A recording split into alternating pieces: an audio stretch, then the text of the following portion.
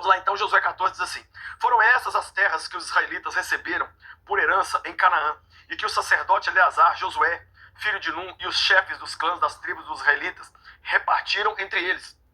A divisão da herança foi decidida por sorteio entre as 9 tribos e meia, como o Senhor tinha ordenado por meio de Moisés, pois Moisés já tinha dado herança às 2 tribos e meia a leste do Jordão. Mas aos levitas não dera herança entre os demais. Os filhos de José formaram as 2 tribos de Manassés e Efraim. Os levitas não receberam porção alguma da terra, receberam apenas cidades onde viver, com pastagens para os seus rebanhos. Os israelitas dividiram a terra conforme o Senhor tinha ordenado a Moisés. Quero só lembrar você que essa divisão da terra foi feita antes de conquistar toda a terra. É muito bacana isso. Deus vira para você e fala assim: eu estou te dando um marido. Mas eu não estou nem namorando não, Deus. Pois é, eu sou assim. Eu sou o Deus que dá antes de você ver. Eu estou abençoando suas finanças. Eu estou mudando sua história. Eu estou... Ué, Jesus, mas eu não estou vendo nada disso. Mas é assim que Deus é. Deus mandou Josué fazer a divisão das tribos, sendo que essa terra ainda estava em domínio dos cananeus. Ai, gente, nós temos que viver pela fé. Se a leitura e o estudo da Bíblia não gerar fé no seu coração, amorzão, desiste, tá? Não tem o que fazer com você. Tá? A fé vem pelo ouvir, e ouvir a palavra de Deus. Olha aí agora a herança que Caleb recebeu. Quem é Caleb, Lucinho? Um dos 12 espias que foi espiar a terra lá na época de Moisés, né? E voltaram os 12 espias contando que a terra era boa, era maravilhosa, mas que eles não iam vencer porque era cheia de gigantes. Os gigantes eram muito altos, as muralhas eram muito altas e eles iam perder. Desses 12, 10 voltaram com relatório negativo. 2 voltaram com relatório bom. Qual foi? Josué, que se tornou líder do povo, e Caleb. Olha o que Caleb vai ganhar pela sua fidelidade em acreditar no Senhor. Verso 6. Os homens de Judá vieram a Josué em Gilgal, e Caleb, filho do quenezeu Jefoné, lhe disse: você sabe o que o Senhor disse a Moisés, homem de Deus, em Cades Barneia, sobre mim e sobre você. Eu tinha 40 anos quando Moisés, servo do Senhor, enviou-me a Cades Barneia para espionar a terra. Eu lhe dei um relatório digno de confiança, mas os meus irmãos israelitas que foram comigo fizeram o povo desanimar-se de medo.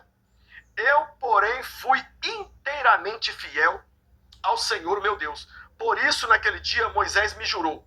Olha o que Moisés disse para Caleb: certamente a terra que você pisou será uma herança perpétua para você e para os seus descendentes, porquanto você foi inteiramente fiel ao meu Deus. Então, no dia que Caleb voltou com Josué, e só os dois falaram: vamos lá que nós vamos vencer, Deus falou: vou fazer de Josué o líder do povo no lugar de Moisés, e eu vou dar para Caleb a terra que ele espiou. E qual foi essa terra? Hebron. Eu já estive na cidade de Hebron, lá em Israel. Olha aqui agora, continua lendo aí o verso 10. Pois bem, o Senhor manteve-me vivo, como prometeu. Olha o que Caleb está dizendo para Josué. O Senhor me manteve vivo, como me prometeu. E isso foi 45 anos que ele disse a Moisés. E foi há 45 anos que ele disse isso a Moisés, quando Israel caminhava pelo deserto. Por isso, aqui estou hoje, com 85 anos de idade. Ainda estou... Gente, eu preciso que você se acostume. Que assim, quando eu leio a Bíblia, eu fico muito emocionado. A Bíblia arranca de mim, assim, emoções muito fortes. Olha isso aqui. Se não é um texto, assim, para... Olha de novo, verso 10. Pois bem, o Senhor manteve-me vivo, como prometeu.